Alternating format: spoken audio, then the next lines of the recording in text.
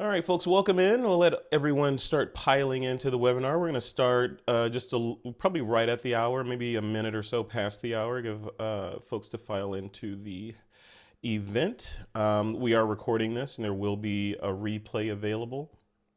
As a quick reminder, if you'd like to ask us a question, feel free, or ask Jeff a question, feel free to throw it into the Q&A at the bottom there, and Jeff will get to that as we move through to the Q&A session, or the section which will be at the end of the webinar.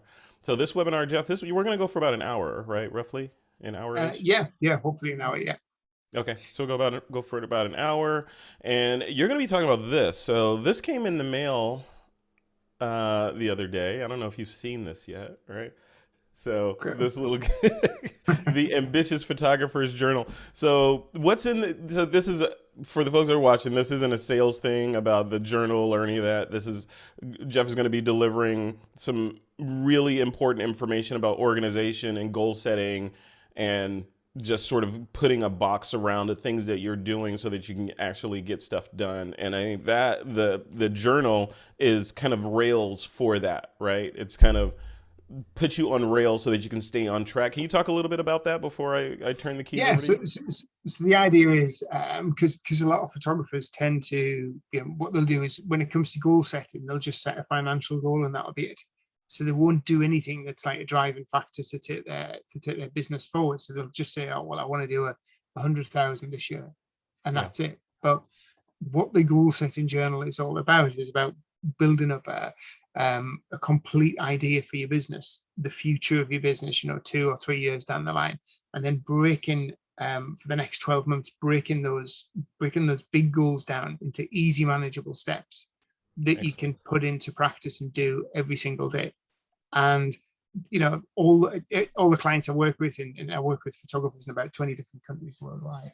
We do this on a monthly basis. We assess the goals, and then every 3 months we'll reassess them. What we call milestone goals, which are smaller. The big goals broken down into trackable, easy, manageable data points, and then it's a case of doing.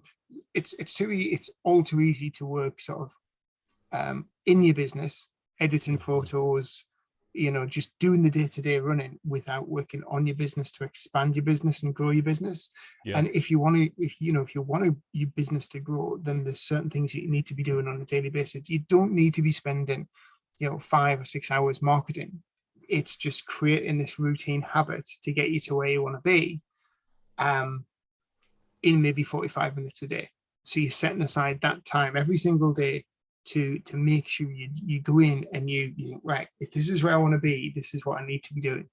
Like I've got 31,000 followers on LinkedIn. I only got to that amount of followers because I made a point of every single day sending out those connection requests. Yeah. If Yeah. I if so you could have an idea to write a dozen blogs a year for Mhm. your or 24 blogs a year, a blog a fortnight. What you might need to do that is write 250 words a day. Mhm. So Mhm. you break down those bigger goals to make them easily manageable and put them into part. So when you write those 24 blogs a year, what those blogs do, they send more traffic to your website. They help lift your SEO rankings. So your website's getting on the front page of Google. You're getting more clients coming through, clicking through. Um, so just that little habit of creating those 250 words per day is helping getting you in front of more clients, getting you to the top page of Google, getting more click-throughs, getting you more authority from potential clients. And then those blogs can be converted into PDFs, so you can get them designed by designers. So you've got PDF, you've got IP, intellectual property. So you'll have 24 really nice put together professional PDFs that you can give out to people. So when people are requesting some information about your services or requesting some information about how your photography can benefit their business, I'll send you a PDF brochure. And Yeah. then those Yeah. blogs can be broken down even smaller and used as social media posts.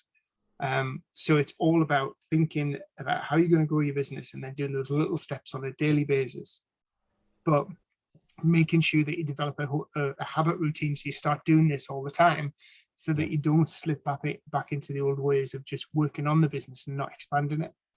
It's kind of like the old saying is, "How do you eat an elephant?" Right, one bite at Yeah, a time. Same thing. yeah, So, yeah, totally. so what are we going to be talking about? I'm guessing that's going to be the topic of the talk. This is kind of an add-on, not an add-on, but maybe a part two or a sequel to the other webinar we did. I think that was last week. We did one on LinkedIn domination for photographers that people seem to love. Just all these tips that you gave about how to maximize your LinkedIn profile and page and different tricks and stuff like this. How does this connect or puzzle piece into that webinar? So then, like I've got a number of clients who, they set themselves a target to post to LinkedIn maybe 5 times a week or 7 times a week. So that becomes part of their daily habit routine. So they will put a post out on LinkedIn, and then they will connect with 20 potential ideal clients Hmm. on a daily basis. Now, obviously, added up over the length of a full week and then a month, then it's just grow. So I have a client who last week she celebrated her 1 year anniversary of us working together, and she'd gone from 75 followers to 4,750. Wow. How'd she done that? She didn't do it overnight. She did that every single day.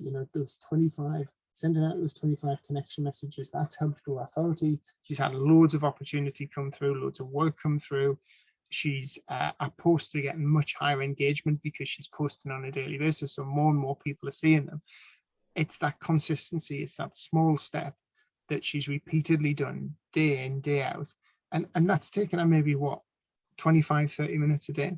But Yeah. that has completely transformed our business. And then we're going to talk about something else, which is opportunity. And opportunity is a big thing that photographers miss out on, they don't do. And there's so much opportunity there for us. But what we've got to do is reach out and go for this opportunity. And we talk about one thing I've put together inside the Ambitious Photographers Journal is Opportunity Wednesdays. So you set aside a day each week to reach out for opportunity, and we're going to discuss different types of opportunity for different genres. So if you have if you want to, feel free to drop in the comments your genre of photography. So what particular niche or what area do you specialize in?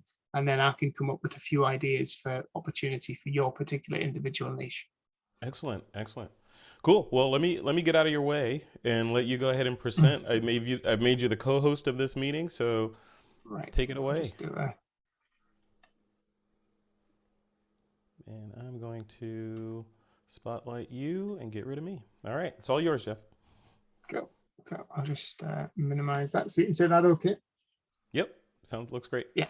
Brilliant. So this is the Ambitious Photographers routine. So why is goal setting so important? So the thing is, most photographers don't set goals, and those who do often set yearly goals and then fail to take any action. But the thing is, you won't hit a target if you can't see it. So you need to set goals based around for the future success of your business, based around your mission and your vision for your business going forward. So what is your why? Why do you do actually what you do? What makes you get up and be a photographer every day? What is your vision? And your vision is where you see your business in the next year, in the next 2 years, and the next 5 years. What's the bigger picture? Where do you want to be? Who do you see yourself working for? How much do you see yourself charging? Where, do you envisage yourself having your own studio or multiple studios? What's going to be your turnover? And what is your mission? And your mission is what makes you do what you do. So, it's my mission to help as many photographers around the world build a better brand and get the money that they should be charging. So being a photographer myself, and having gone through the experience of setting up multiple photography businesses, I know how hard it is. So I've made it my mission to educate and help as many photographers as I possibly can.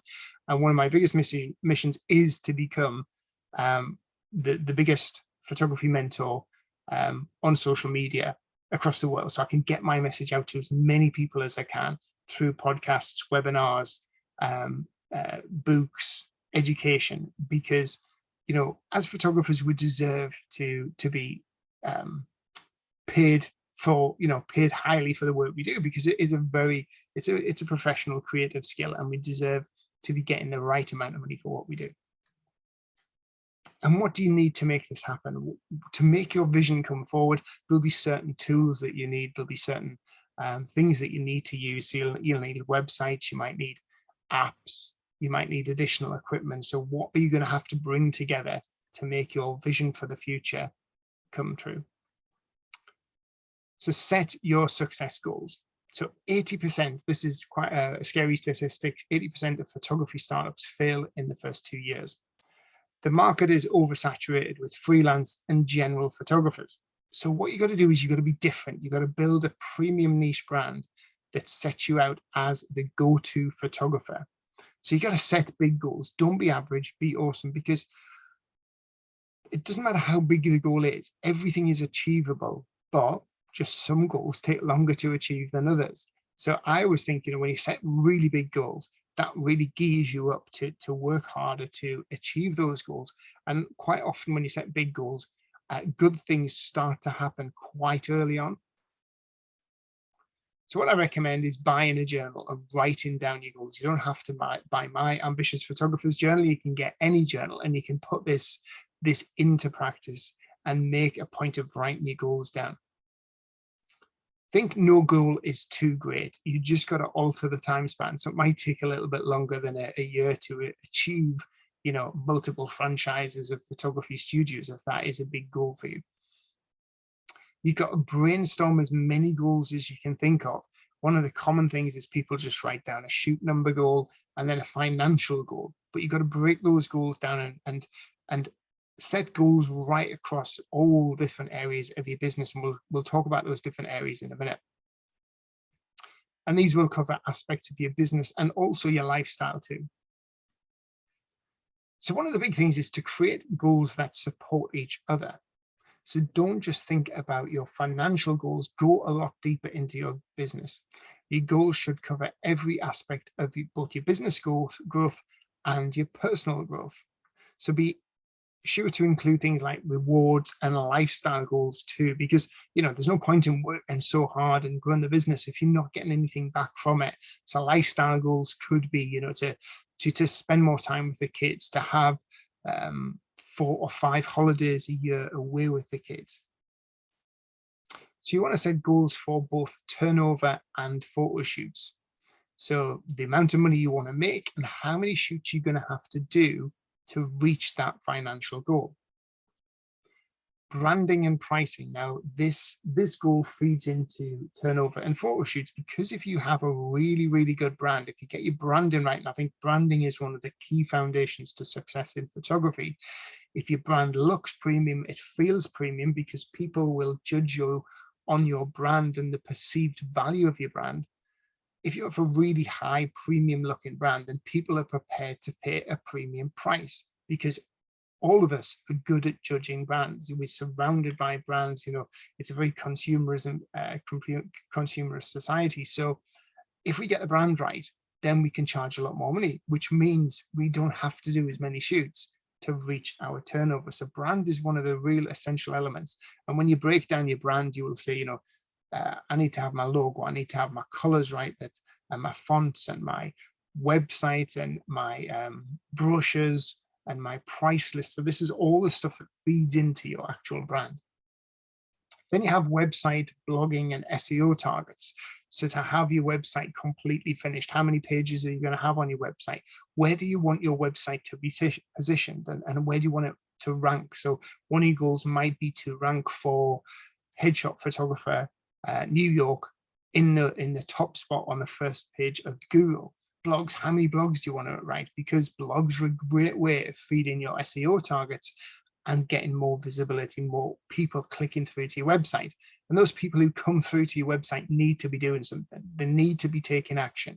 They either need to be booking an appointment, booking a call, or signing up to some sort of email list so you can remarket them and also notify them when your new blogs are out, so you're building relationships up. Social media and authority. So any influencer, anybody who has a big presence on social media, didn't do that overnight. They didn't just inherit 50,000 followers or 1 million followers. They've grown that, and they've grown their authority by being consistent every single day, by growing and posting, connecting with people and posting content. And with social media, the more followers you get, the more authority you have. And when you have more authority, you get a lot more opportunity. For some reason, people tend to take you a bit more seriously when you've got the bigger numbers. Joint ventures and collaboration. This is working with other people in the industry who already serve your ideal clients. And we'll talk deeply about this. So like I said, if you put in the chat what particular industries you serve, what specialization of photographer you are, then I can give you a few ideas for joint ventures and collaboration. But my own business is built on joint ventures, collaboration, and visibility. And a lot of the photographers I work with go down this model and build a business without any expense for Facebook ads or Google ads, all built on collaboration. Projects and passive income. So if we've learned anything in the past 2 years, it's that, you know, we need to have passive income. We need to have other projects. And going forward, passive income and projects are a great way to build up your revenue. So you're effectively making money while you sleep. Personal lifestyle goals. Now this could be health, your fitness, because for myself, if I feel healthy, if I feel fit, if I feel in good condition, then I'm going to work harder. I don't feel sluggish. I feel better. I feel, you know, more ambitious. So for me, a personal lifestyle goal is a good goal to have that also feeds into my business. And then well-earned rewards, things to work for, holidays, new cars, new cameras, stuff like that. So just can't see the bottom bit there. Just going to move that down.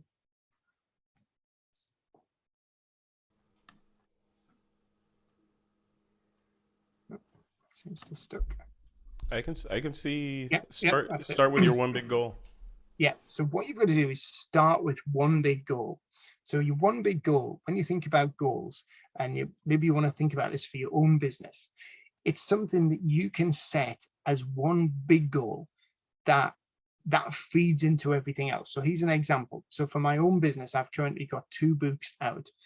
My plan by the end of this year, by the end of 2022, I want to have 5 published books. Now that one single big goal will feed into lots of other areas of my business. So as I write more books, that helps grow my authority. That also helps grow my social media following. When I write more books, I get more visitors to my website. I get more opportunities to speak. I get more magazine articles, you know, magazines contacting me saying, Jeff, can you write for us? So it helps grow my authority. It helps grow my visibility. It grows my social media following.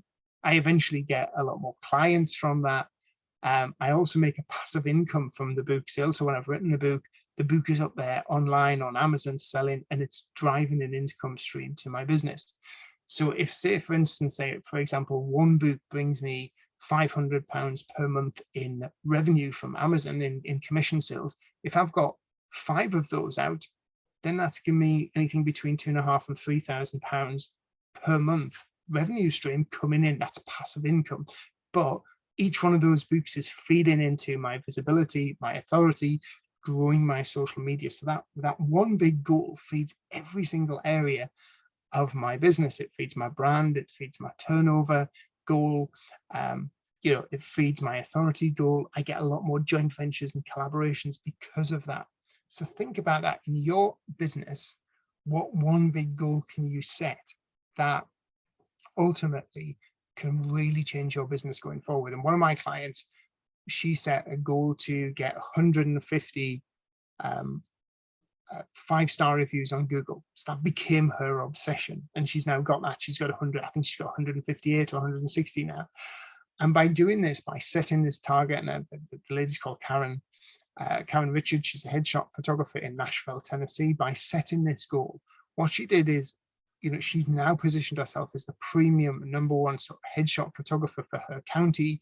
She's managed to raise her prices 4 times in just 12 months or 18 months, sorry, because she's got all those 5-star reviews. People think she, you know, she is premium. She has a real premium feel to our business.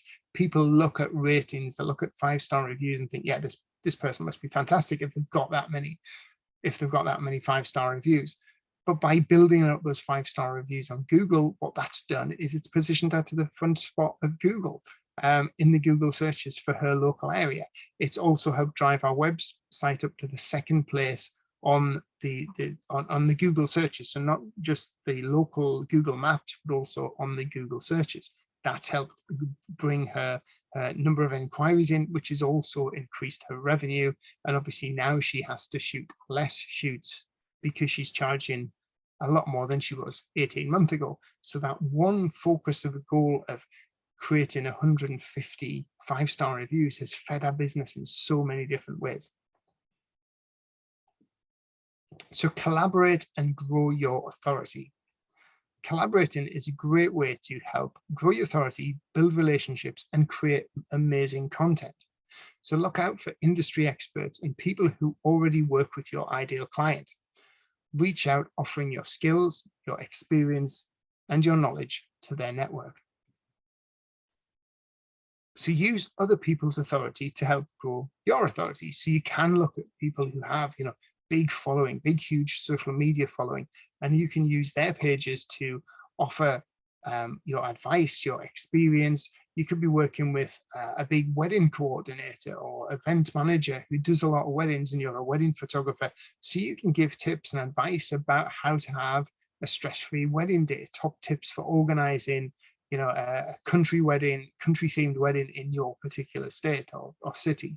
So by utilizing and building a joint venture with that person who has a huge authority and a huge social media following, that helps grow your following, your authority, and also positions you as somebody who really cares about your ideal client. It also makes you look, that you have that experience, you have that knowledge. Be seen as an inspirational problem solver for your niche. So what I'm actually doing now is effectively a joint venture, a collaboration with Frederick. This is helping grow my authority, and it's also getting me out there to more people to help them and solve their problems. And you share your content widely across both networks. So it's not all about joint ventures for money. You can do joint ventures for content collaboration. You can host free webinars, events, and create interest for your services. But one of the things I say is opportunity is everywhere. And this is totally true, even more so now with, with social media. We have the ability to get in contact with anybody we want. There's endless opportunity available to us, to every photographer, and it could be right in front of you. But what you got to do is you got to reach out for it. There are literally thousands of people who need what you offer, not just your photography, but your knowledge, your experience, and your inspiration.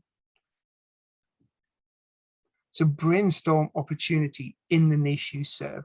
Think about who you can connect with, how you can utilize your skills and experience to help grow your business and get in front of thousands, if not tens of thousands of people. And I'll give a few examples here. Be bold and reach out every single week. One of the big things with photographers struggle with is actually doing this, but what is the worst somebody can say? They can only say no.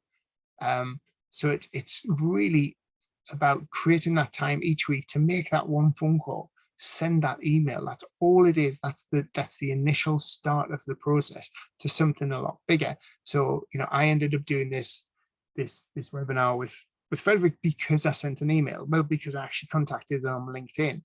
I wrote for 2 magazines last week because I got in contact with them and they says, yes, Jeff, we'd love you to produce some content for us, and that was one of them was a 4 pages in a photography society's magazine here in the UK, which was completely free of charge. But I reached out and asked, and they turned around and said, yeah, can you put something together for us? So opportunity compounds massively as your authority grows. So as more people see you out there, more people are going to think, oh yeah, I want to have this person on. I want this person to write for me. I want this person to do a podcast or a webinar with me. So your authority grows.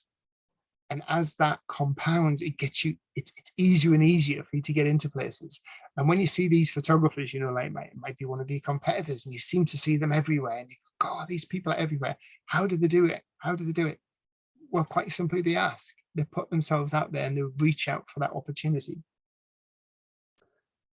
So brainstorm ideas, think about your potential market. So let's have a think. So if you're a wedding photographer, what opportunity could you reach out to? So you could reach out to local wedding venues and have that opportunity to create content together. You can do reviews for local wedding venues. You can do opportunity with bridal shops. So you can go to bridal shops and do a joint venture system. So when when somebody comes into a bridal shop to try on a dress and they've booked their venue and they're getting their dress, usually the next step is they're going to go down the road of getting a photographer. So if you have a joint venture with the bridal shop, then you can offer vouchers that they give out to their clients who come in, and they get a percentage commission when that person books with you. And this is something that I did in my own wedding photography business, and this brought us about 30 to 40 weddings per year.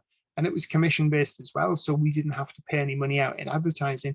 We only paid the bridal shop commission when somebody booked that particular wedding. Think about being a branding photographer. So who could you set up joint ventures with? Well, you could set up joint ventures with designers, website designers, because when somebody needs their website designing, then what they're going to need, they're going to need new photographs. You can write for magazines, a business magazine, and give top tips on how to look good in your brand, how to, what to wear for a photo shoot, how to make yourself look more impressive on your social media pictures. So you have all this knowledge, you have these skills, you can start putting that out to different places, podcasts, magazines, associations, influencers within your industry. So be precise with your goals and start to visualize. What I say is write down your 10 big goals for the year. So once you've brainstormed all the different areas of your business, then you might have maybe 20 or 30 or 40 different goals down there. What you want to do is pick out the 10 big goals and write them down in real detail, because then we're going to break those down into 90-day milestone goals. And then you're going to put these 10 big goals up somewhere you can see them. Don't waste your time. Start to map out your goals. You don't have to. What the big problem is, people wait until the 1st of January. You can start setting your goals today and moving forward. You don't, by setting yearly goals are too big a time frame, and you set those goals once a year and then forget about them. What you need to do is set these big 10 goals, then break these down into 90 goals, and then keep on top of them every single day. So you're breaking those further 90-day goals down into monthly goals and then into weekly goals. So you're doing little stuff towards it. You want to display your goals where you can see them every day. I would say, create maybe a vision board or a goal chart and put that up in the wall in your office. Read over your journal at the start of each week. So once you've wrote those goals down, and you broke those goals down into 90-day goals at the beginning of each week, so maybe on a Monday or every Sunday, reread through those goals and then start thinking, right, yeah, this week I need to try and connect with at least 100 people on LinkedIn. I need to post to Facebook about 5 times, and I want to reach out to 2 bridal shops for potential joint ventures. So when you've got those goals, then you can see where you want that business to go. Then you can start doing stuff about it every single week. This becomes part of your routine. Create a vision board. Vision board's brilliant. I create vision boards every year, and it has all the stuff that I want and where I see my business, and it has pictures from holidays I want to go to, or maybe a new car or a new camera. Create a vision board that helps you visualize your business and stick that up somewhere. You can also make it a screensaver on your laptop or on your mobile phone. It just drives you forward. It gives you that, yeah, I can get this. This is where I want to be.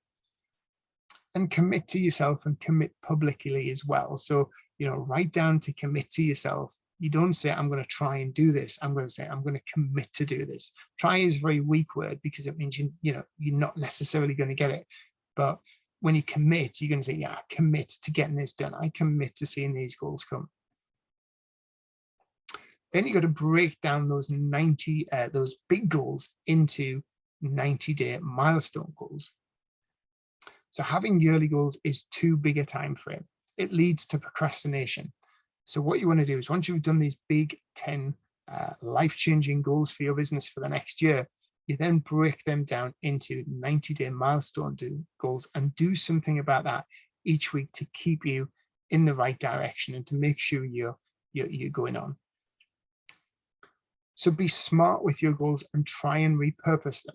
So for instance, if you write content for a blog, if one of your goals is to write 24 blogs in the next 12 months, which is actually one of my goals, then that blog content can then be created into PDFs, which helps build up your brand. And these really attractive PDFs could be then given out to clients. The content within those PDFs could then be broken down into smaller social media posts. So your blog then becomes a PDF. It also becomes a social media post as well.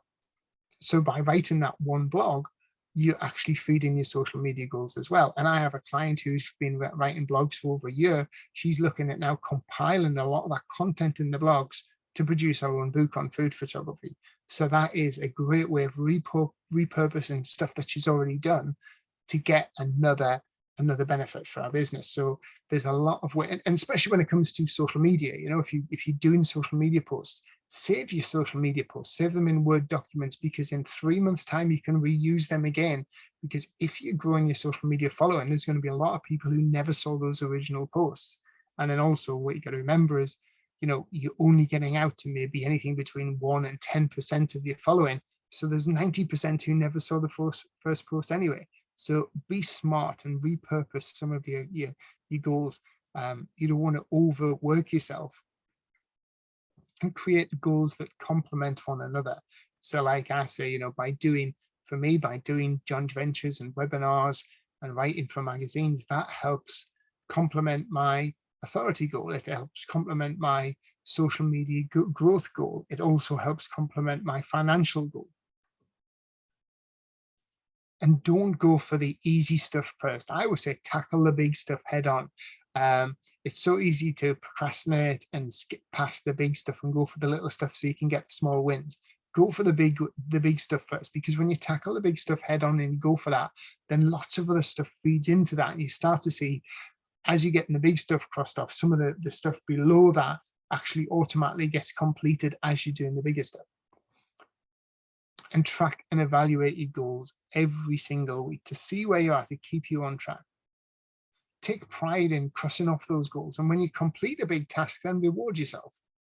Now, one of the things I do is, as part of my goals, is I have a goals account. So I have a money account set aside. And when a new client comes on board, or when I reach so many book sales, then I put a percentage of that money into my goals account. So say, for instance, somebody comes on board, I might put 5% of their payment for my program into my goals reward account. And as that builds up and builds up and builds up, if I've set aside one of my rewards for this year, or one of my reward goals is to have a holiday to the Caribbean, and that costs £5,000, and then every time a new client books on board, I'm putting £100 away, I'm gradually building up. When I hit that 50 new clients, I've got the holiday paid for, and that's the spending money, the flights, the hotels, everything. So create a reward account, and then start making sure when somebody pays you, or when money comes into your business, you take it off straight away. It comes off its source and goes directly into this other account. And what I would recommend doing is have an account that you can't easily transfer it back. So my reward accounts and my other savings accounts, it's a one-way gate. I can transfer the money over, but I can't transfer it back into my current account. So it stops me spending it on stuff that I don't really need. So let's brainstorm some milestone goals. So how would you break down things into 90-day goals? So say, for instance, one of my goals is to really increase my website brand. So what I want to do is I want a whole new website, and I want to have 24 blogs written by the end of the year. So, and I also want to be onto the first page of Google for the keyword search term headshot photography, New York.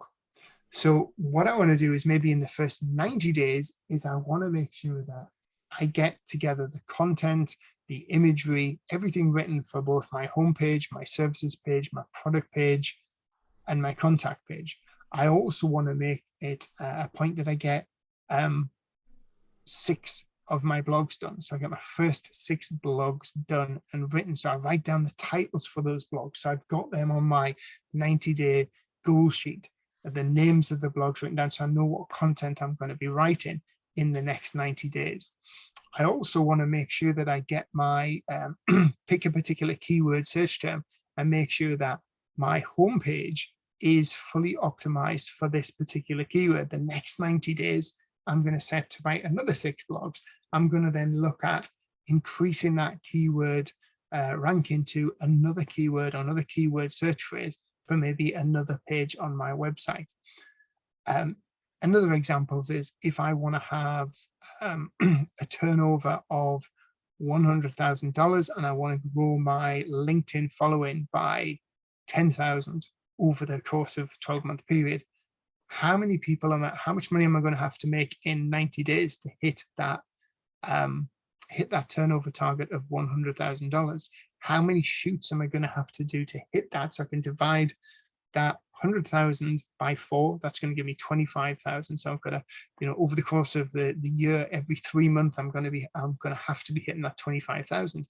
How many shoots am I going to have to do to hit that 25,000? So if I'm charging, say, £1,000 for a personal branding shoot, just for the maths, then that means I need to get 25 customers in every 90 days. I can then break that down further into monthly targets and then even weekly targets, thinking, right, this week I need to book in at least 1 new person for a personal branding shoot, and that's keeping you on track. And also, when it comes to your pricing, you make sure that pricing is structured together so that your average spend, you will have some people who spend less, some people who spend higher, is towards getting your goals. So your average spend needs to be coming in at 1,000 to hit that 100,000. Hey Jeff, just a quick question while you're on this brainstorming slide. Yeah, So getting those customers in, how are we doing that? So if I've set a goal of, I want to do 4 headshots or portraits a week, right? yeah, That's a great goal to have, right? But yeah. then what? I'm just gonna sit there and look at my vision board and feel bad at the end of the week, or how do, how do I Yeah, get them in there?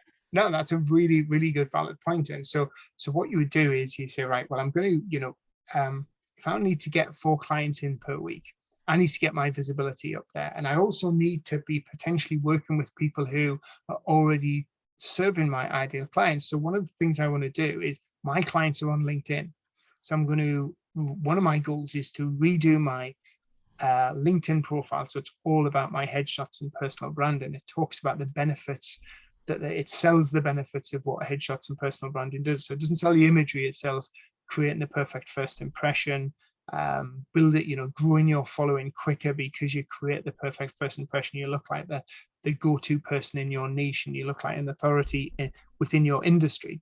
So that becomes one of your goals, to grow your LinkedIn profile. So you think, well, right, I need to connect with about 100 people, but who are entrepreneurs and business owners within my city, on LinkedIn. And I also need to be posting content about headshots and personal branding and business related content, also some personal content as well, so people can build relationships, and because people buy from people who they know, like, and trust. So Yep. your goals might start to come down to connect with 100 business professionals per week on LinkedIn, post 5 pieces of content per week to LinkedIn, um, every week research and dig out another potential joint venture project or collaboration with somebody who already serves my ideal client. So that could be web designer, that could be a branding consultant who are already, it could be a style consultant, like business style. Funny enough, one of my clients in Germany, he does a joint venture with a very high-end gentleman's tailors, which does business suits and stuff. So he has a joint venture going with them. You could look at networking groups, so right, I'm going to start attending a local networking group once a week. So all these goals feed into getting you in front of your ideal clients. You don't necessarily have to spend money on Google AdWords. A lot of it is about your visibility, because your visibility and being seen is your credibility. One thing I will say though is, when it comes to social media posting or starting on a new platform or getting yourself out there, it does take a little bit of time. So I've worked with clients who started posting to LinkedIn, then after about a month said, Jeff, it's not working. And I said, just stick with it. Trust me, please stick with it, because when somebody sees your first post today, they're probably not, it's the first post they've seen of you. It's the first time they've heard of you. They're not instantly going to just click on you and purchase unless they're desperate for a headshot and they've just seen and you pop up in their newsfeed that day. It takes a while to build this relationship, and the statistics show it can be anything between 7 and 9 times that you appear in somebody's newsfeed before they really start to recognize you. Now, I remember a client coming to me last year and she said, Jeff, it's just not working. I said, just carry on, just carry on. 3 months later, she got her first inquiry.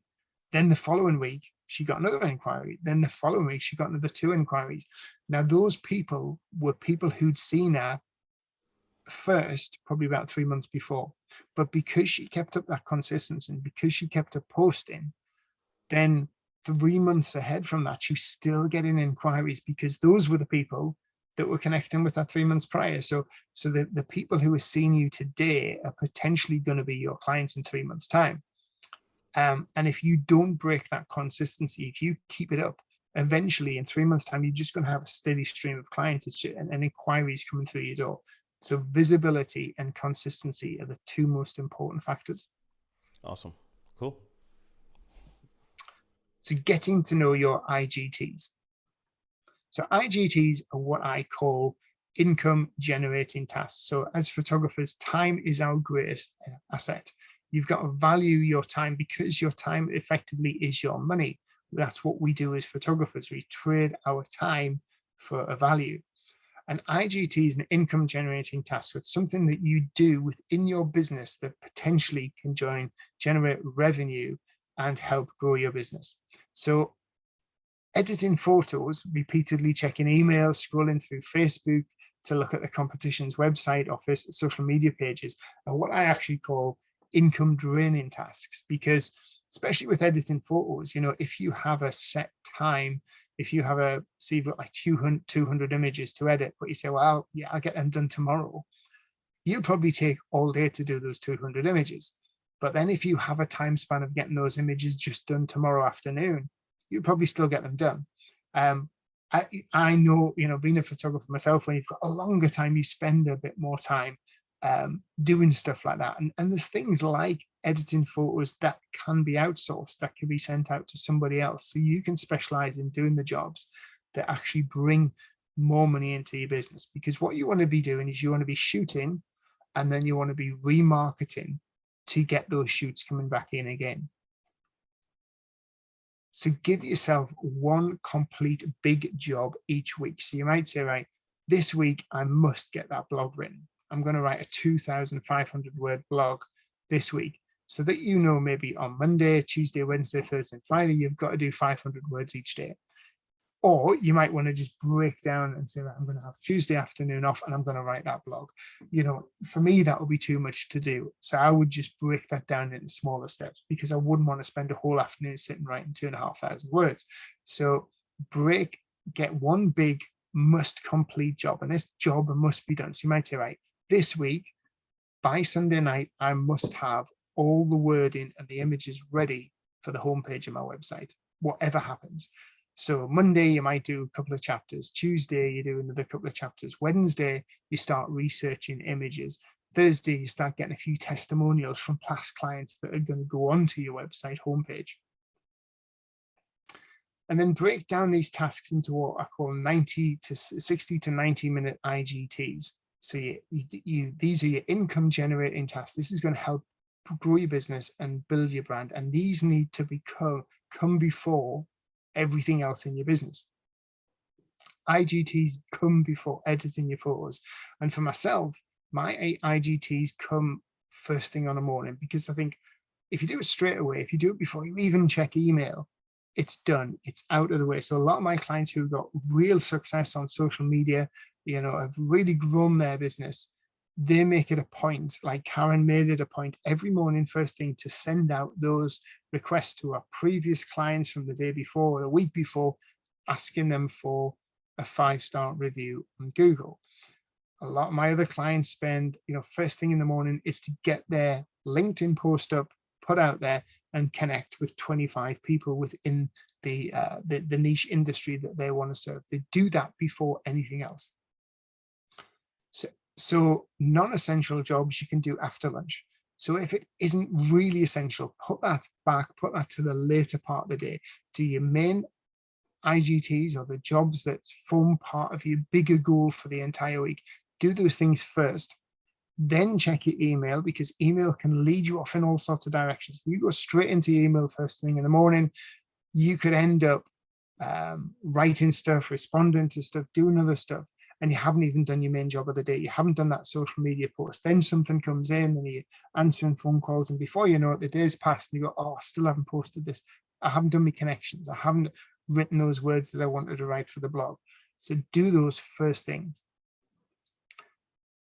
And you can do this by minimizing distractions. And this is one of my techniques. So we've never had so many distractions in our working day: emails, texts, notifications, and calls.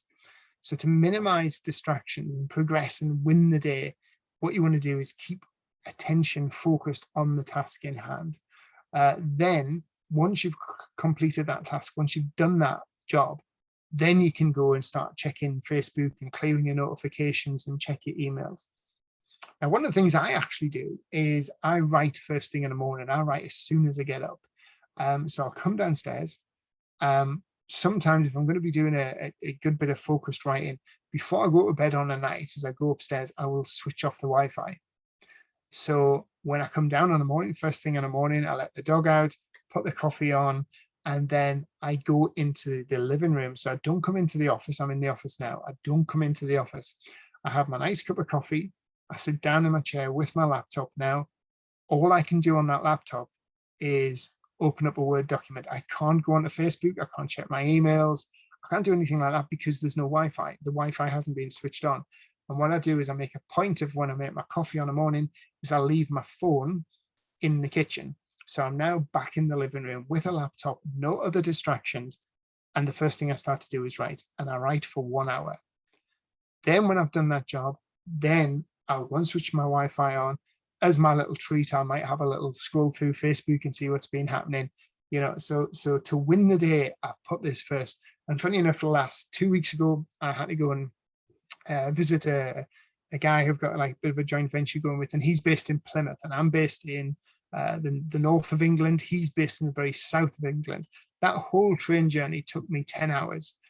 And because the Wi-Fi was so horrendous on the train, I actually probably got about 2 to 3 weeks worth of work done in one train journey. And then I had the train journey coming back. So I've actually started to think about making this maybe a fortnightly routine of getting a train to a different city, sitting on the train, doing some really constructive work, and then going into a local cafe in that city, spending a bit of time writing, and then coming back home again. And if I book the tickets in advance, you know, I can be getting the train return journey for something like 40, 50 pounds. It gets me away from the office for a day.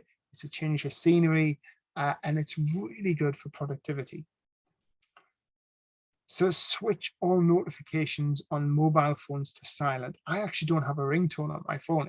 My phone will not ring. I don't get any notifications on my phone.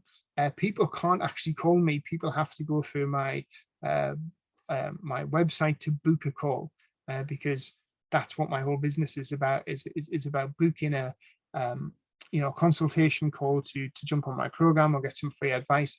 And all the clients I work with, they have their own call booking link that takes them to their online diary. So what I do now is I just don't answer my mobile phone unless it's somebody like my mom, or you know, it's something really, really important. But any other calls I just ignore, because more 90% of the time it's junk calls anyway. Have an online diary to make it easy for people to book, and either book in for appointments with you, for your headshots, for your studio, that sort of stuff, so you're not going backwards and forwards, speaking on the phone or sending messages and emails backwards and forwards to finalize the date. You can install a newsfeed blocker on your mobile phone that stops you scrolling through likes of Facebook, and also minimize any negativity. So I used to use an app called Friendly, which I then installed onto my phone, and you could put in words like COVID, like Brexit, like, you know, anything negative. So it wouldn't allow any of those posts to show in my newsfeed. And then you could actually put positive words in, like inspiration, nature, photography. So I was still in my newsfeed on on Facebook to be the way I want it, not to be negative, not to put me in a negative frame of mind. I check email twice a day and then close, because it is really distracting when you keep popping backwards and forwards into email. So what I do is do my job of the day, my first IGT task of the morning, go in, check my email, respond to whatever needs to be done, delete out anything that's needs to be deleted out. Then I shut the email down. There's no need for me to check that email again till after lunch. I remove my email from my mobile device, so I don't actually have email on my mobile phone. I find that's great because, again, that stops any distractions. And then I turn off my Wi-Fi when working on my IGT. So I switch that off the night before, and it's ready, set up for first thing in the morning. It's not that you don't have time. Now, I read this quote years ago, and it always stuck with me. It's not that you don't have time. It's just that you don't prioritize the things that you need to do. So loads of people say, well, I don't have time to do that. We all have the same amount of hours in a day. We all have 24 hours in a day. You actually physically have time to do anything you want to do if you make it a priority. So you could say, well, I don't have time to do my blog because I've got to edit these photos. Yeah, but if you are setting aside 8 hours to edit those photos and you could realistically do them in 6, well, start writing for your blog first thing in the morning. Then with your remaining time, edit your photos. We will still get them done. You know, I don't have time to go to the gym. If I do prioritize going to the gym first thing in the morning, I do it. I get there and I still get everything done that I was going to do that particular day. So it's not a case of you don't have time. It's just you don't make that particular thing a priority. And this is a real big thing. If you want to grow your business, you need to be working on your business, not working in it. So you need to make working on your business a priority, having time to work on your business. And outsource more often. It's all too easy to fall into that habit of just working on your business, in your business, and not working on it. And like I said, you know, if you want your business to grow, then you need to be doing the stuff that's going to make your business grow and get bigger. We don't want to spend far too long on tasks that really we're not an expert at. So one of the big things I do, you know, is outsource all my design work. So I get loads of design work done, brochures, PowerPoints, but I've got great designers that I've met on Fiverr and I've now been using for years, and I always use them to do my my design. With my blogs, I no longer write my blogs. What I do is I create videos, I upload my videos to YouTube, I then put some blog points together, and then I send the link for that video plus my blog point resources and supporting information to a copywriter who then writes the blogs for me in my tone of voice, because she's better at doing it, she's a lot quicker, and it will get done. So leave things to someone who is maybe better qualified than you, and you concentrate on what you're really good at, which is taking photographs. And then you can also look at spending that additional time working on your business to grow your business and take your business forward. So outsource copywriting, photo editing, and design. Or maybe learn a new skill. Spend a bit of time, set aside maybe half an hour a day or a couple hours a week to learn a new skill such as SEO. That could be a real valuable task in taking your business forward, and it's going to save you a lot of money in paying another company to do the SEO for you. Plus, you know that you're doing the right stuff. You're not, you know, they're not using black hat techniques that could end up getting your website struck off. So something that you think that, yeah, I'd like to learn that, I'd like to be good at that, and then that will ultimately help grow my business. And then while I'm spending time doing the SEO, as a counteract to that, I'm going to outsource my editing. So I'm not going to edit my photographs anymore. I'm going to spend time, when I was editing photos before, I'm going to spend time doing my SEO and maybe writing some blog content. People judge the quality of your brand by its visual appearance. So if you want to look premium, you've got to feel premium and to be able to charge a premium price. So brand is so important. So I always say, you know, like £100 or £50 spent on branding, getting somebody to do that for you, a designer to do that, or Fiverr, is much better than just trying to do it yourself in Canva because that £50 or £100 spent on branding could potentially be worth tens and tens of thousands of pounds in the long run. You've got to look premium at every single step of your business. And that starts with the first inquiry. They land on your website, you send them a brochure. That brochure's got to look brilliant. You send a price list, that brochure's got to look really premium. Make every impression count, because that £100 worth spent on design, like I say, could be worth thousands, tens of thousands in additional revenue for your business because you look the part. And visibility is credibility. I've been saying this all the way through this webinar. If you look at all the social media influencers, all the thought leaders and industry experts, it's visibility that makes them what they are, that makes them credible. Every go-to photographer, every influencer started off with just one follower. And as they were consistent, their visibility grew. And so their following grew. So as they constantly created more content, more people came on board and looked at their content and liked their content and commented it. So the social media algorithms opened their content out to more and more people. And then as more and more people saw their content, then more and more people connected with those people or followed their pages. So, nobody starts off with 50,000 followers. Everybody starts off with one follower and their first post. But it's that turning up every single day. It's that consistency, which is the driving force forward to your success. Post every day. And I would say do it before anything else. Do it first thing in the morning, and then it's done. Engage with others and connect and grow your network actively. So, go on to LinkedIn, connect with potential clients, go on to Facebook, make connections with other vendors, other businesses who already serve your ideal clients, and start sharing content together or creating content for them, which will ultimately send more people over to your website and your social media pages.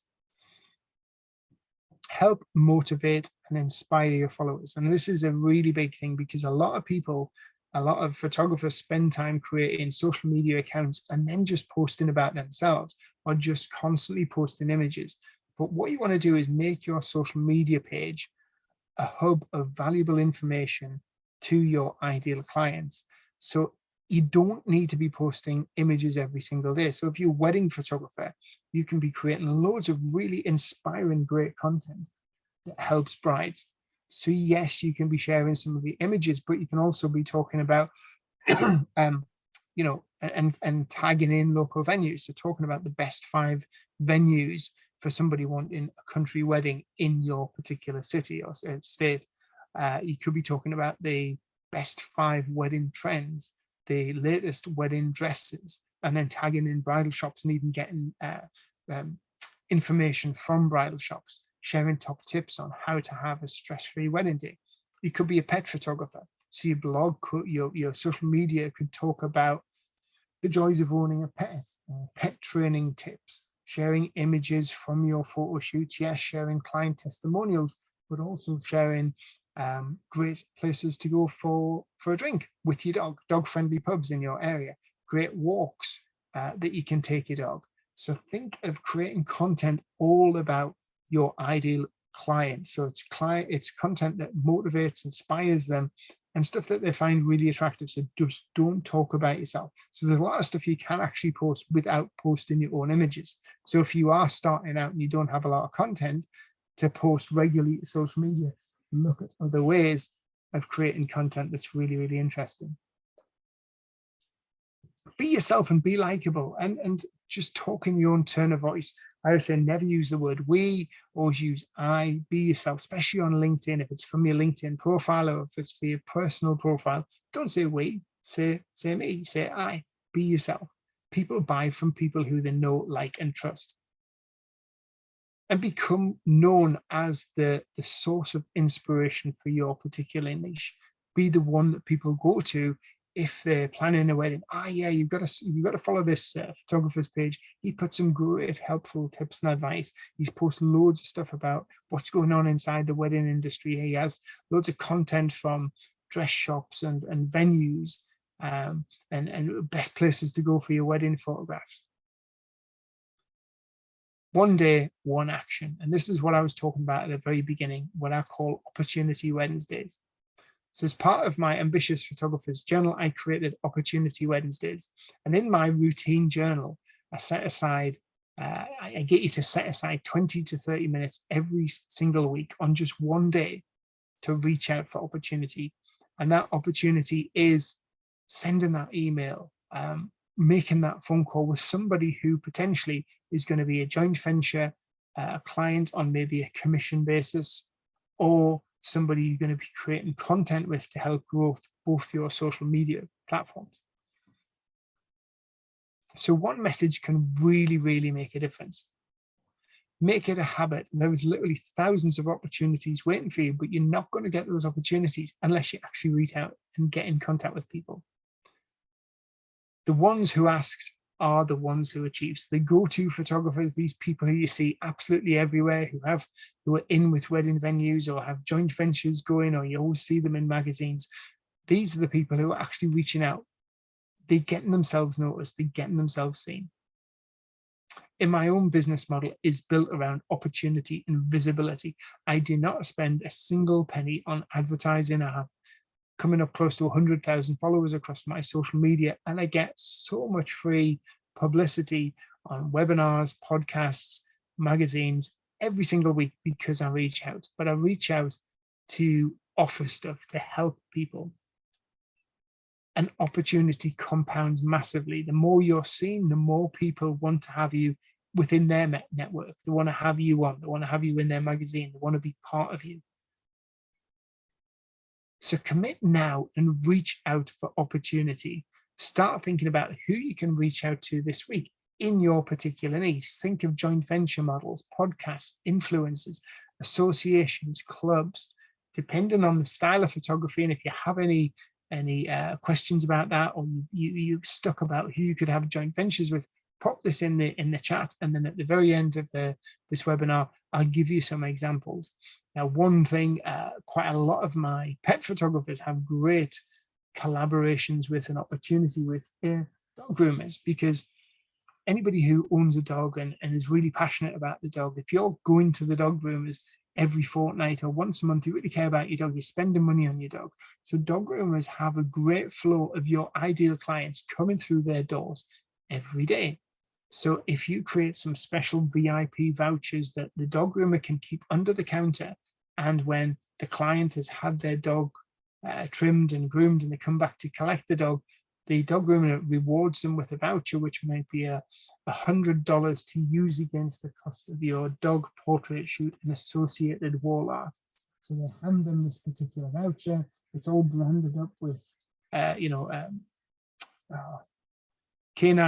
canine cuts and John Smith Pet Photography. So Canine Cuts, in association with John Smith Pet Photography, would like to offer you, our value client, this $100 voucher. And it's $100 really big across the front of the voucher to use on your first pet portrait and associated products at John Smith Photography. So this really works. It's something I tried myself and something we put into operation with our wedding clients, and also with our portrait clients with local restaurants. And this is really, really effective, targeting people who already serve your ideal clients with what you call a joint venture voucher scheme, where they will actually get commission back. So when the person comes along and has their pet portrait and they spend £1,000 on wall art, you could give maybe 5 or 10% to the dog groomers as a commission-based incentive. And when you go back to that dog groomers in 2 or 3 months, a month's time, and you say, there's $200 or $300. Oh, what's this for? Well, Dave, Sandra, and Melanie both came for dog portraits with their dogs, and each of them spent this much money, and this is your commission from that. So the following month, when you go back to see them, you're going to be giving them a lot more, because that initial commission payment has spurred them on to, like, wow, if I can get this just by handing out vouchers and recommending this person, then how's that going to help me grow my business and put money in my pocket? So one thing you need to get used to is embracing failure. And I've made some massive failures in my time within my 5 businesses, photography businesses, and also another business I had where I actually lost over £120,000 and ran up £60,000 worth of debt. So that was a huge failure, but I say that was probably one of the best failures I had, because it led me to another direction and another another sort of chapter in my life. So being prepared to accept failure is part of the success of developing your business, your brand, and the perfect solution for your ideal client. It's better to get something out there and learn from your mistakes than put barriers off getting something out because you want to make something perfect, because it's never going to be perfect. You need to get something out there and get that feedback to perfect it even more. And that's why, a lot of companies and brands beta test products or do product launches to small audiences. When I had a food pub, we did a soft launch, so we didn't open to every person in that particular town, because we probably couldn't have coped with the volume.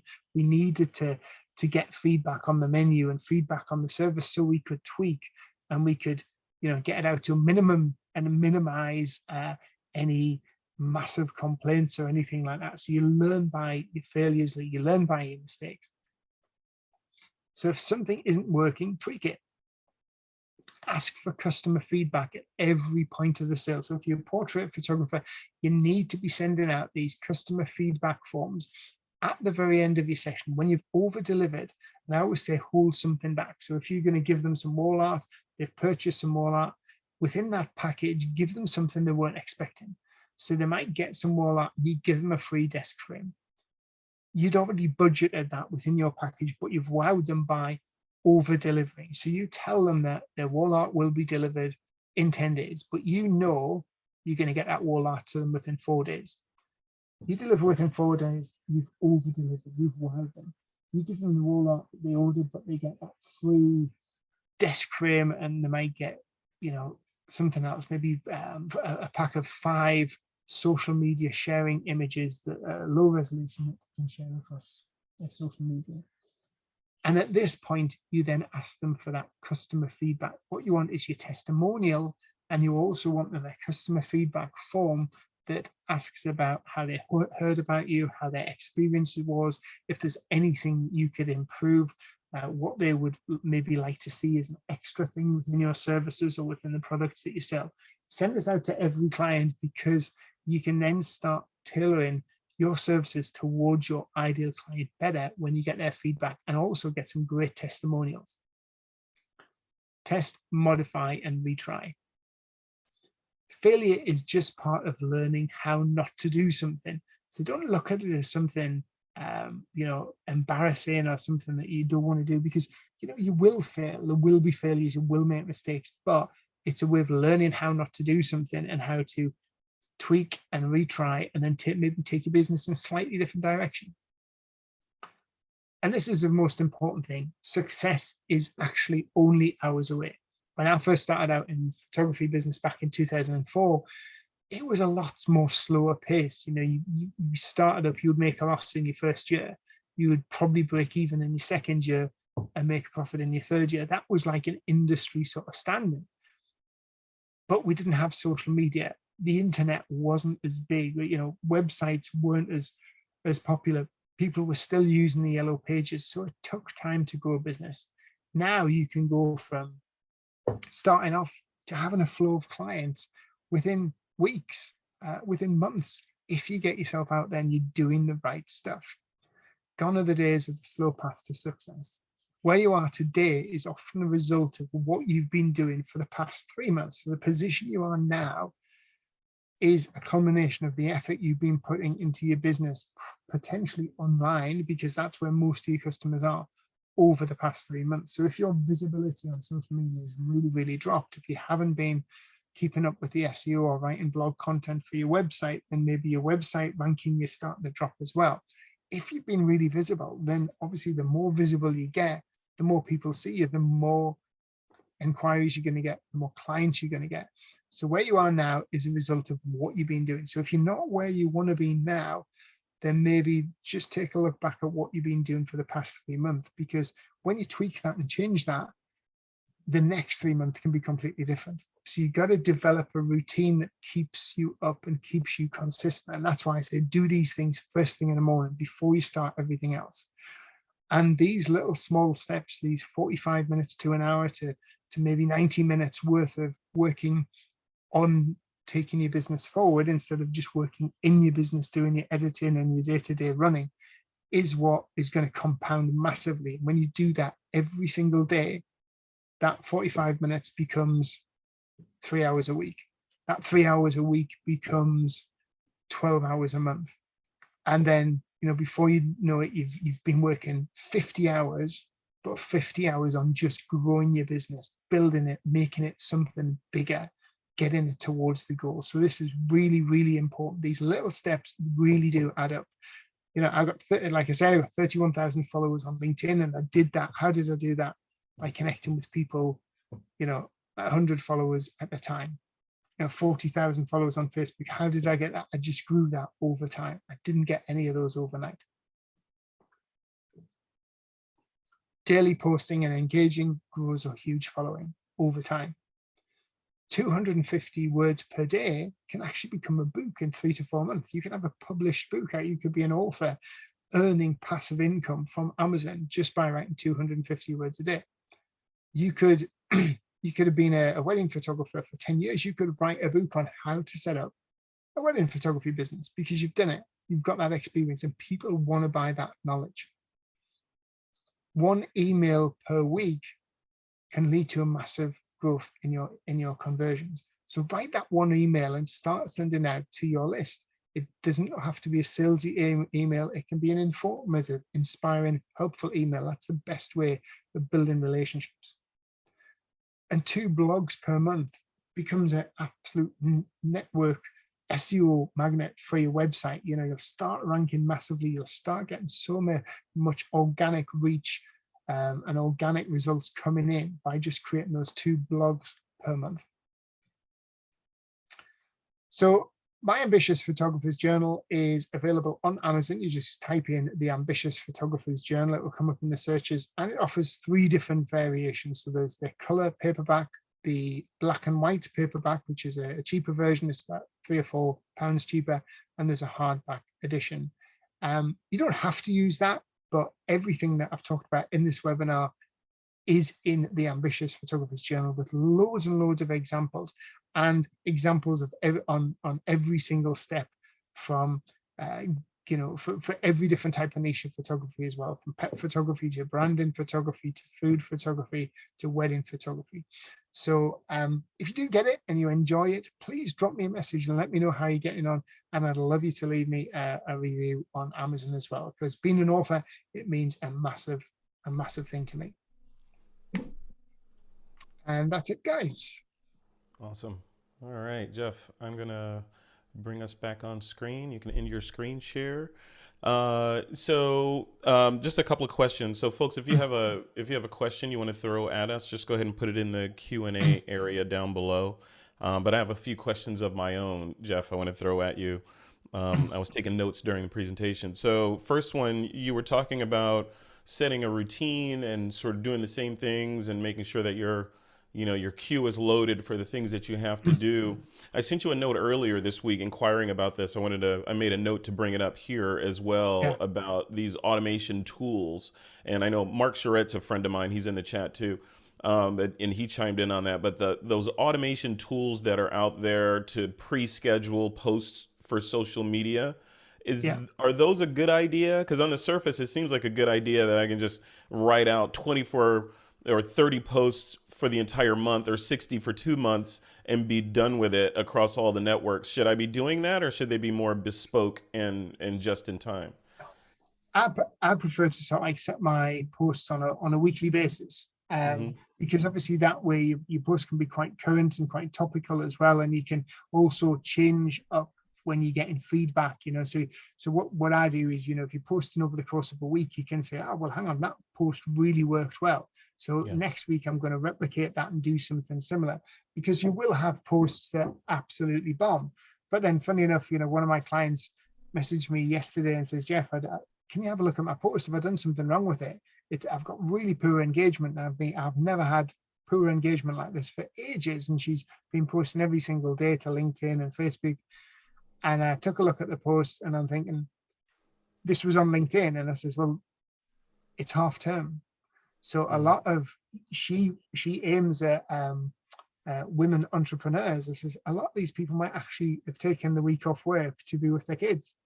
Yeah. So they're not going to be checking in with LinkedIn much, and she's like, oh God, yeah, I never thought of that. So even, certain times of the year, certain times of the day doesn't work as well. So start monitoring and trying different times. Try posting at lunchtime.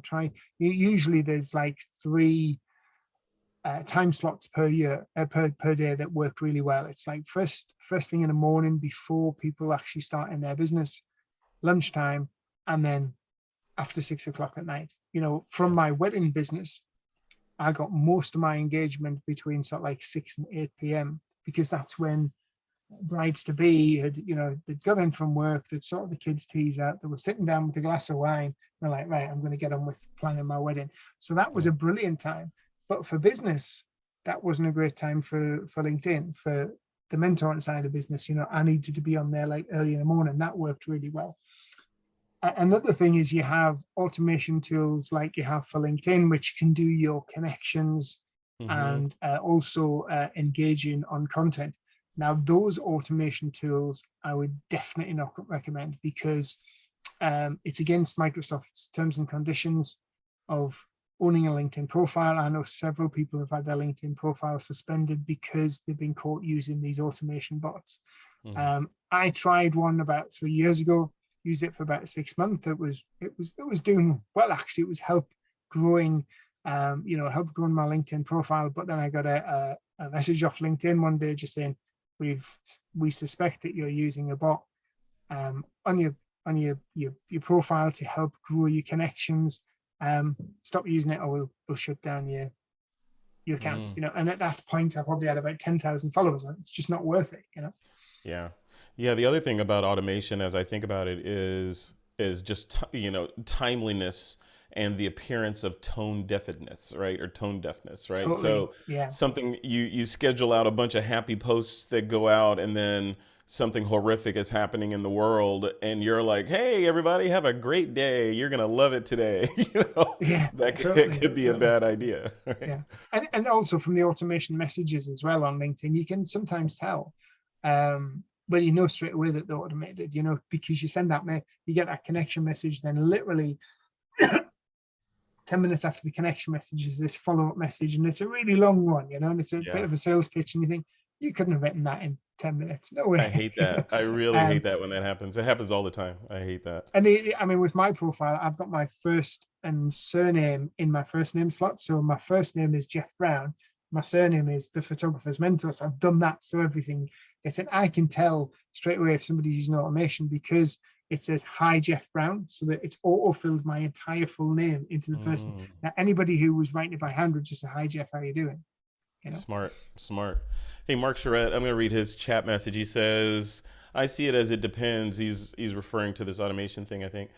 I see it as it depends. Some things are just open content, but sometimes you need to be a bit more bespoke. Yeah, like I said, my best posts usually address something timely and useful. Give first, go giver from Patrick Lynn Collini and Gary Vaynerchuk, jab, jab, jab, right hook. Yeah, yeah, I agree with that. Yeah, so Yeah. like you're saying, he's echoing what you're saying, Jeff. Here's another question I'm going to throw at you. So you're doing most of your prospecting and client engagement starting with LinkedIn. What about folks that don't live in a giant bustling metropolis, right? They're in a small town in their country and Yeah. there aren't many people there, but yet they have a service-based business like headshots or social media shots or weddings or whatever. Can they still use LinkedIn or should they be using some other technique? I would say we'd obviously use LinkedIn, but also look at potential things that serve the business community. So, like I said before, like with the collaborations and joint ventures, somebody's just said there, local networking events are great. Mm-hmm. Business meetings, and then also looking at maybe if you do headshots, where I think, well, what I'm going to do is, right, I have it, in the city next to us. The city next to us is really big. Now, why don't I start connecting with big businesses in the city next to me and offer a package where I go out to that business and I photograph all 50 employees in one day or Yeah. for a 2-day period? Mm-hmm. That would make it attractive for you to, jump in the car and drive 100 miles to the neighboring busier city, because you're going to get, you know, $5,000-6,000 from that particular shoot. So Sure. maybe look at that and think, right, well, you know, I can do, you know, one-on-one stuff in the studio with my local audience, but I'm going to target the bigger city down the road, and then look at targeting the big corporates and try and get in with them. And I know quite a few of my clients do that, and this becomes part of their goals. So their goals are, I want to do 50 corporate shoots over the course of the year. You know, so then think, right, I need to be doing maybe 3 of these big corporate shoots or 4 of these big corporate shoots every single month. So every that becomes part of their reach out. You Yeah. know, yeah, have you thought about updating your company headshots? We can come to you. You know, it stops people having time off work. We come to you. Everything's done in your offices. You know, we'll have it all done and delivered within 5 days. So you have a Yeah. complete whole new company website, LinkedIn profiles, everything. You know. That's cool. That's cool. Okay, a couple more questions and then we'll wrap up. You mentioned branding and establishing a premium look and feel for your brand. How do you do Mhm. that and define what I personally know what a premium look and feel is, right? I know, Yeah. you know, Walmart or Ford versus Tesla and Mercedes and BMW, right? So Yeah. how do you do that visually as a photographer when you're establishing your brand using LinkedIn or your website or whatever? Well, one of the things that I recommend my photographers to do is to look at who already serves their ideal client and who their ideal clients are attracted to.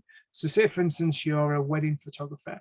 Where do most photographers go wrong? What they do is they're going to set up in business. They're going to become a wedding photographer. So they go and look at all the local competitors, wedding photographers, look at their websites, and they copy what they've done. Now, how much are those local competitors spent on branding and spent on market research? A couple of $100, if anything. They might have just got their website done. So I like them colors. I'm going to start looking at that. Hmm. So what you need to be doing is thinking about your ideal clients. So who already serves those ideal clients who are big, are serving that ideal client type, and will potentially have spent a hell of a lot of money on client research and branding. So you look at some of the big national wedding magazines. You look at some of the top premium wedding dress shops. You look at some of the top wedding venues. Then you start to think of, like, you build a picture in your mind of who your ideal client is. So with my wedding business, I knew that my ideal client was 24 to 38-year-old. They loved the countryside. They were very outdoorsy people because they were getting married in Northumberland. I live in a very rural county. We have lots of castles. We have more castles here than any other county in the whole of Great Britain. So it's all castles and stately homes. These people were also dog owners. They loved brands like North Face and Barber because it was outdoor clothing. They tend to drove like the 4x4s, you know, like the Jaguar F-Pace or the BMW X5, that sort of stuff. So I actually had a perfect ideal client type, and I knew which brands appealed to those. And I also knew that the bride liked Michael Kors. She liked Tiffany's. You know, she had so many destination holidays a year. So when you start building up an ideal client type and you look at the brands that really appeal to them, then start looking at the fonts, the colors, the wording, because a wedding website will have completely different wording than a corporate website. With a corporate website, you're selling the solution. With a wedding website, you're selling the emotion. So you need to speak at the right tone of voice. It needs to be softer. It needs to be emotionally based. You need to bring in the colors that, you know, those top wedding magazines are using those particular fonts and colors on their websites and in their branding, because the research and the thousands and thousands of dollars that they've spent on market research tells them that their client demographic type, who is also your client demographic type, likes the pastel colors, likes this particular font, Mm, this is most appealing to them, likes this particular tone of voice. So, you know, if you took that wedding font and that pastel colors, and then you put it onto your headshot and started targeting B2B big corporate businesses, it's not going to connect. It's going to give a yeah. completely different. So look at people who already serve and look at some of the big premium brands and see what they've done. And there's a thing you can look at, and it gets really interesting, is called brand identity. So there's 5 different brand identity types. If you just go into Google and type in brand identity types, and depending on what your brand is and what your brand identity is, whether it's an exciting brand, whether it's like a caring brand, it will have a particular, when you start looking through them, you'll notice there's all these particular brands that fall into one bracket will use very similar colors, and will also use very similar font styles in their logos and their, and as you go through, you go, oh yeah, yeah, McDonald's falls into that one, Nike falls into that one, you know, Mhm. and Tesla falls into this one. And they've all done this based on one of these 5 different brand types, and then looks at who they want their brand to appeal to. I love And it. what you That's think great. about it is, our clients aren't usually photographers. So when they look at a photograph, they'll look at a photograph and go, oh, that looks really clear, or that looks really nice. They don't say, oh, I love the leading lines and the composition, and oh, I notice how he's got that on a rule of thirds, and because they don't visually see that. But when they come to your website, we are all brand experts. You know, we walk into stores and go, oh, that feels quality, or that restaurant looks really premium, because we've grown up since we were kids with premium brands, with names, with knowing what looks cheap and what looks expensive. Yeah. Yeah. And that is how when our clients come over to our websites or pick up our brochures, they were like, oh, that looks a bit crap, because it's a little Word document with a bit of clip art on, you know. But if they pick up a really premium brochure, that, oh, instantly their perceived value of you has risen. Yeah. And if you think about it, if you go and buy a Mercedes or you buy a Jaguar, why are you going to pay double the price for buying a Jaguar or a Mercedes than a Ford? Because your perceived value of that vehicle is higher. Yeah. Unless you're a mechanic and you get under that car and you look at all its components and then say, well, actually the Jaguar's got Ford parts in it, you know. And a lot of these, you know, unless you get under there and you go, nah, for me, I'm going to stick with a Ford. It's better value for money, you know. But you have a perceived value that your Ralph Lauren shirt is of better quality than the one from TK Maxx or from H&M or something like that. Potentially they might have both been made in factories close to each other in India.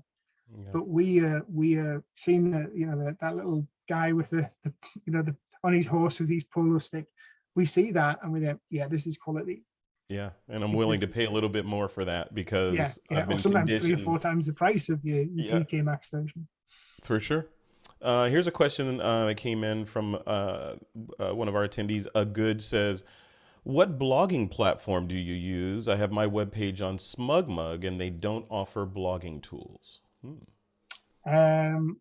Definitely WordPress. I would say WordPress is one of the best platforms. So if you've got a website, what I would look and what I would recommend doing is migrating your website across onto WordPress. WordPress is a little bit harder to use, you know, but once you've learned to set up, but once you've got your head around it and you watched a few tutorials on YouTube and stuff like that. I mean, I was like nearly in tears when I did my first website on WordPress, because I was like, oh, I hate this thing, you know. But it's once you understand it, then it's quite easy to use. But there's a plugin on WordPress called Rank Math, and Rank Math is amazing. It's way better than Yoast. The premium version of Yoast doesn't even come anywhere near the free version of Rank Math. And then with Rank Math, you can upgrade that for, I think, $59.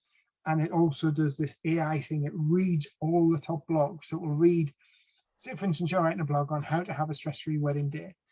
The AI version of Rank Math will read some of the top performing blogs for that same topic, and then analyze how many words each blog has. So the actual the depth of that blog, how many images each one has, how many subheadings, how many times it uses this word, how many times it uses that word.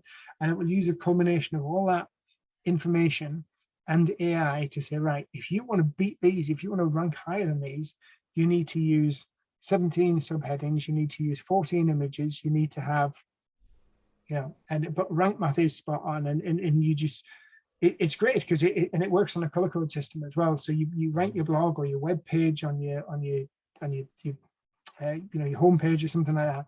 You set it up and it'll say, right, it's red. You're scoring like 20%. Your SEO is crap. So add this headline here, put your keyword here, and put a link here. Oh, you've moved up to amber. Then put another link here, and then link out to your social media there, and then put this keyword here, here, and here. Oh, you're green and you got 80%. So you don't need a lot of social media knowledge, sorry, SEO knowledge to utilize rank math. But WordPress, you can get WordPress hosting for what, $10 a month, $15 a Or month. less. So Yeah, it's, yeah. yeah, If you're not and doing you don't high even have to traffic, buy. yeah, You don't even have yeah, to you could buy do. there's loads of free templates out there as well, So I would say in the long run, definitely go for WordPress. But what you want to do, the point of your website and your point of your blog, any website will only work if it's doing one of three things. So effectively, your website can do one of four things. When somebody comes to your website, they can either book you, so that would either book a headshot session or book a consultation for a personal branding call. So depending on what you are, if you're a wedding photographer, they're not going to book you, they're going to book a call with you, because they're not going to spend $3,000 on a wedding photographer for speaking to them or having a meeting. Yeah. If you're a headshot photographer, they might just book a session straight away because they don't need to have a conversation before they have the headshot. So one of the things they can do, they can either book a call or book a session with you.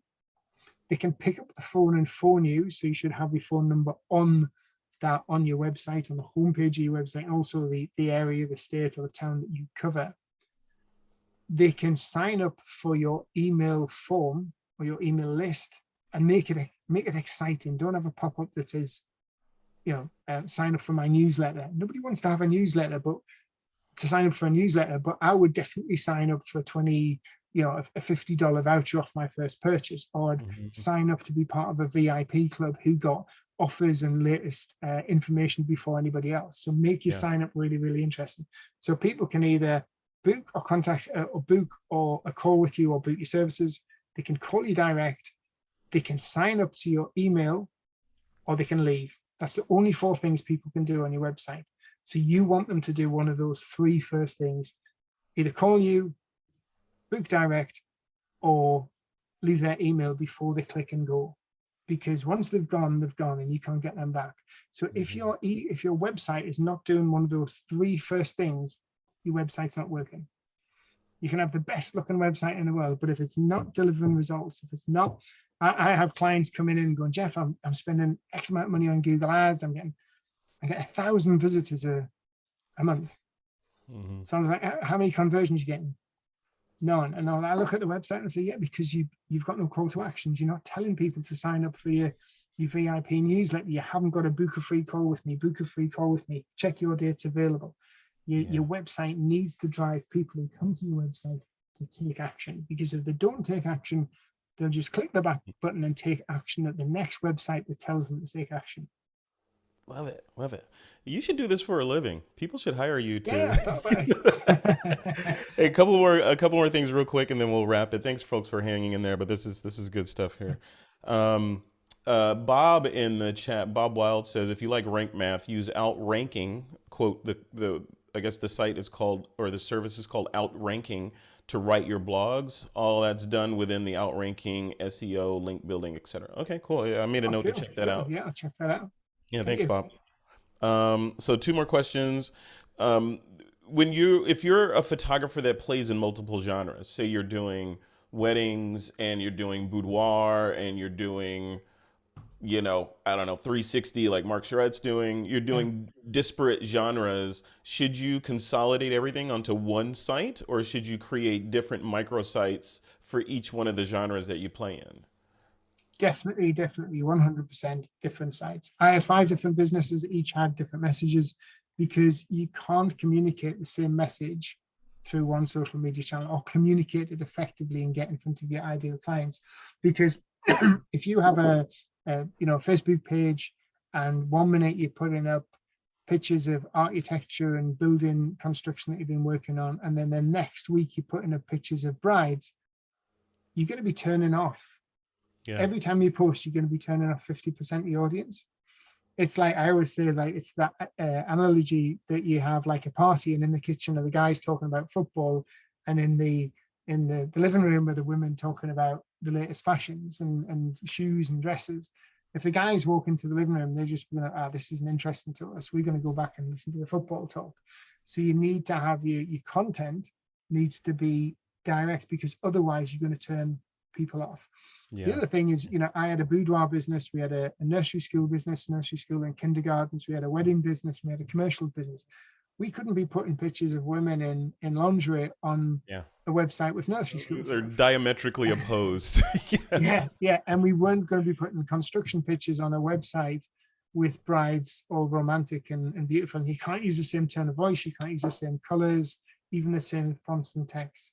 And I would go as far as to say, think, right, where's your ideal client? So your architectural and construction stuff, they're going to be on LinkedIn. Yeah. Your brides are probably going to be on Facebook and Instagram. So specialize Facebook and Instagram for your weddings and your portraits. Then you'll create your other niche on LinkedIn for your architectural and construction work. Love it. Love it. That makes it easy. All right. Last But there's question from me. that old thing, it's a jack of all trades, isn't it? If you try to appeal to everybody, you become special to no one. And the Right. only thing you can do to make yourself stand out is reduce your price. If you look at all the premium brands, they know who their ideal clients are, and that's who they stick with. Yeah. So Yeah. you look at some of the premium supermarkets, the premium high end, like in the UK, we have like Marks and Spencers and Waitrose. And those are really, they're the premium supermarkets where you get really quality produce. They aren't bothered about little. They're not bothered about Iceland, which is the cheap sort of like freezer discount store, because their clients are never going to come in the doors of Waitrose or Marks and Spencers. So Yes. it's they know who their client type is, and they create content, they create offers, and they produce that serves that ideal client, and that's who they're interested in, and don't try and appeal to anybody else. And they don't do big huge discounts because they don't have to.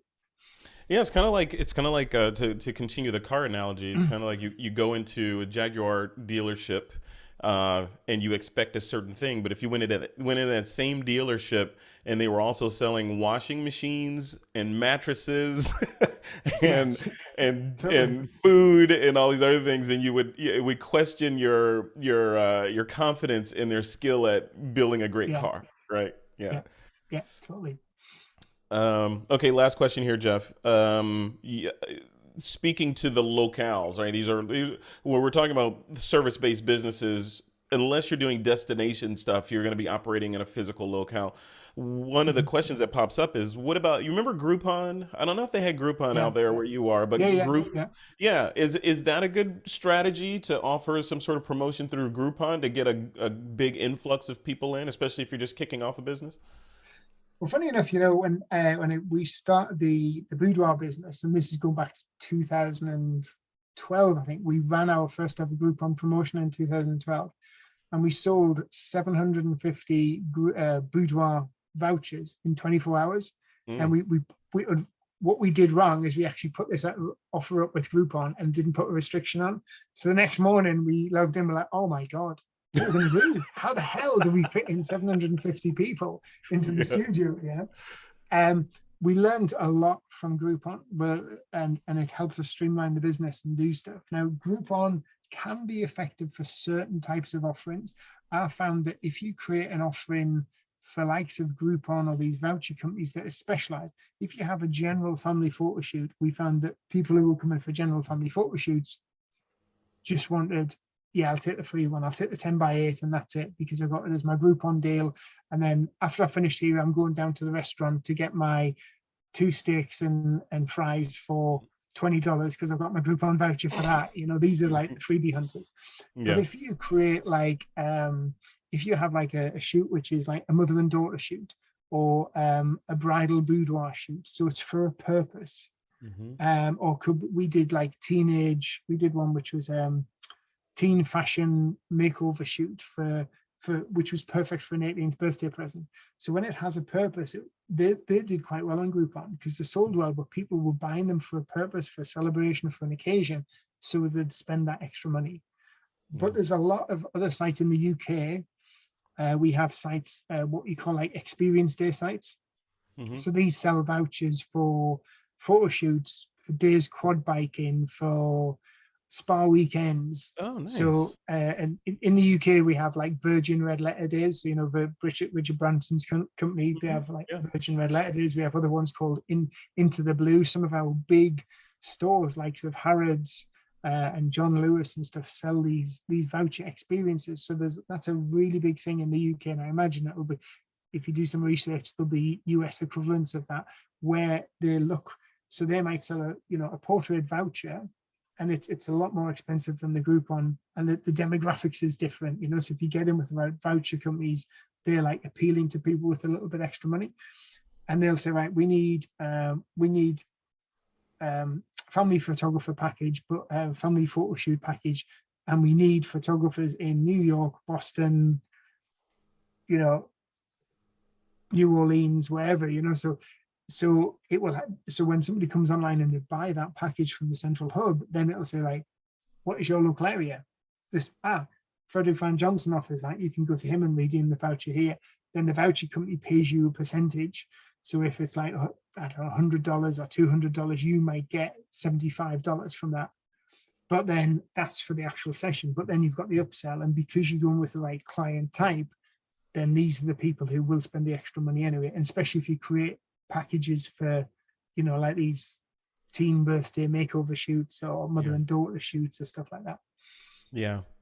Jeff, with the genre, you mentioned you basically said it was essential to split your genres out, right? So if you're doing different kinds of photography, you have different sites for the different genres.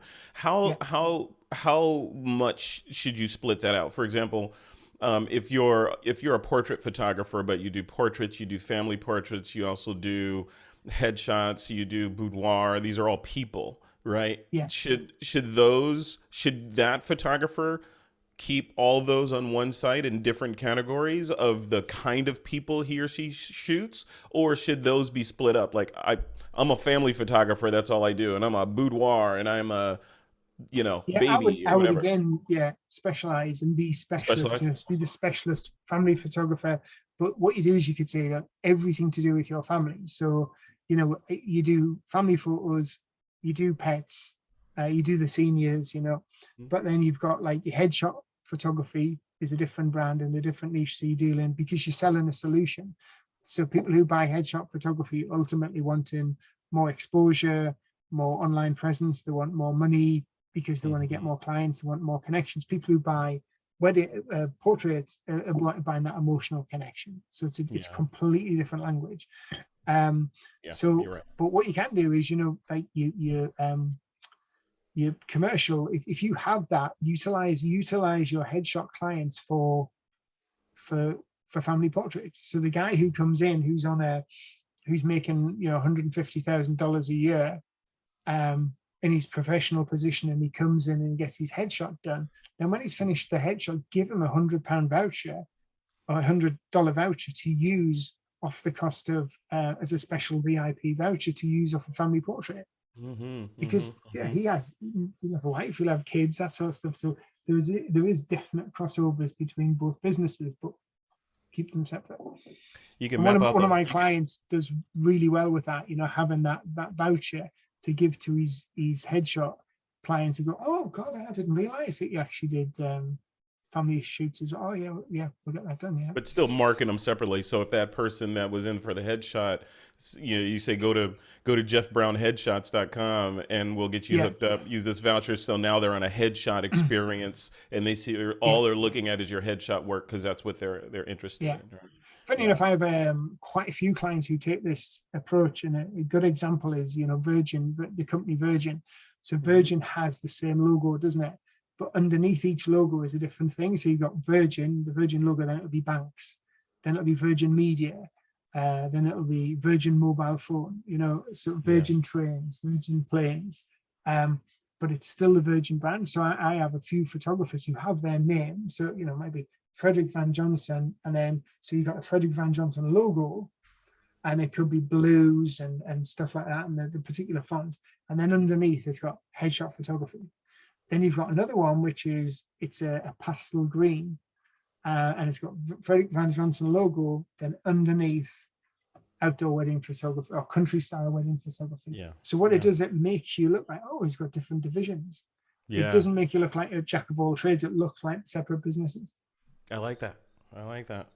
So much to talk about. Well, we'll leave it right there, Jeff. Thank you for doing this. Great webinar. I think our the myself and the folks that are watching this and listening to it, our heads are exploding with all the different ideas. I have Brilliant. lots of things to go look up. Rank math I'm looking out. And from the chat, I forget who suggested it. Oh, Bob, the outranking site. Gonna definitely check that out. The Yeah, me multiple too. site thing is Definitely. interesting. You know, I hadn't considered that because the conventional thinking is build your website and then just build different galleries showing the different kinds of work you do versus Yeah. exploding it out into separate, you know, like using WordPress or something, you could do subdomains like Mhm. portraits dot, you know, thisweekinphoto.com or Yeah.